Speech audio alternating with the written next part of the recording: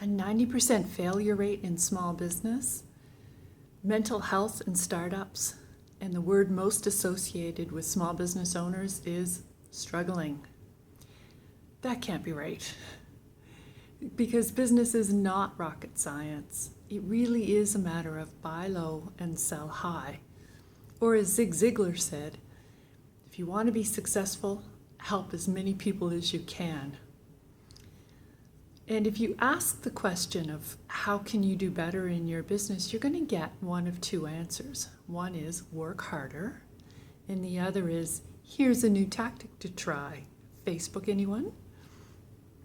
So I had the privilege of running I owned a bookkeeping business for 15 years, and I worked in the business support industry, which meant I had a laboratory of hundreds and thousands of small business owners that I could reach out to and study.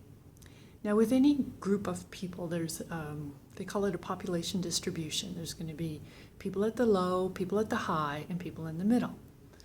If you're like the vast majority of small business owners, you're in the middle.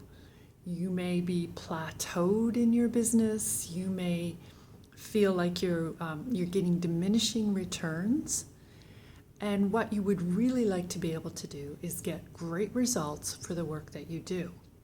So what I did is I decided I would study the people who were wildly successful in small business and the people who were struggling to find out what I could learn.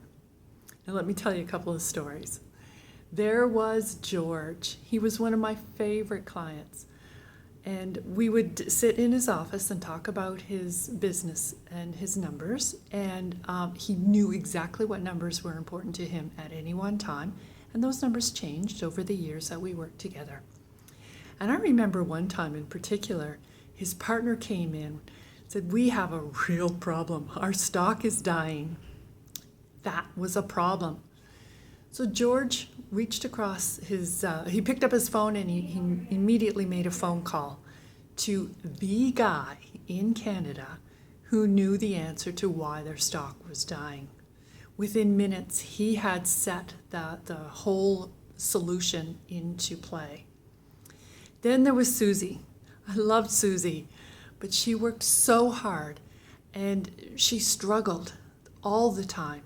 We couldn't get 10 minutes together to sit and talk about her financial numbers. She couldn't focus.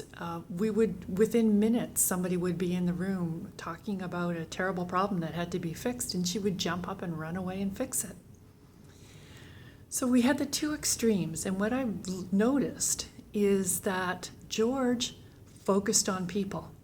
He made sure that he had the best people helping him, whereas Susie was always trying to get, the right employee handbook in place and the right process in place, and it never worked for her. So I took that information and decided there had to be a better way. And I brought my science and engineering background to bear, and I studied George, studied Susie, and I came up with the Small Business Operating System. Now, this isn't something I just made up. This is something I uncovered because it works. So in the Small Business Operating System, just like George, you focus on the people in your business. And there are 3 people in your business. There's you, the owner, your customers, and your team. Like the guy in Canada who can save your stock from dying, or your bookkeeper.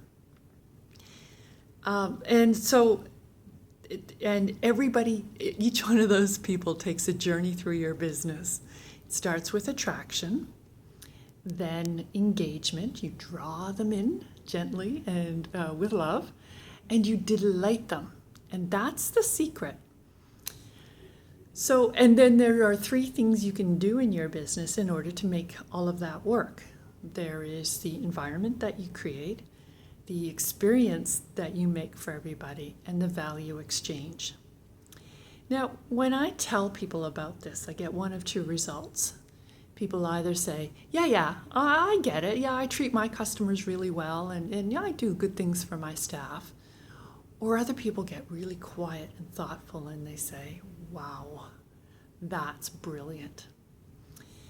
It's subtle, and there are nuances. And so I have taken it much deeper so that I can help you to implement this, to actually put it in your business in a way that's going to work for you, for your team, and for your customers. So I want you to think really hard on this. And in the next video, I will show you how you can put this in place in your business in a way that really makes sense. So I'll talk to you next time.